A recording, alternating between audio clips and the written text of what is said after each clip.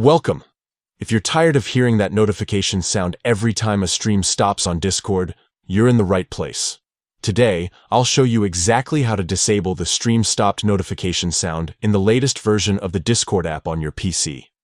This quick guide will help you enjoy a quieter, distraction-free Discord experience.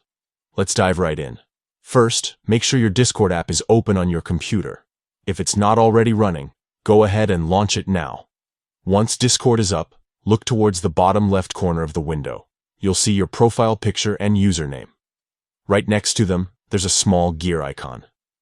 This is your user settings. Click on that gear icon to open up the settings menu. Now that you're in the user settings, take a look at the menu on the left side of the screen. Scroll down until you find the section labeled Notifications. Click on Notifications to open up all your notification preferences.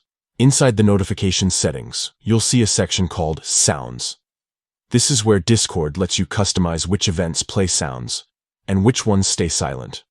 Scroll through the list until you find the option labeled Stream Stopped.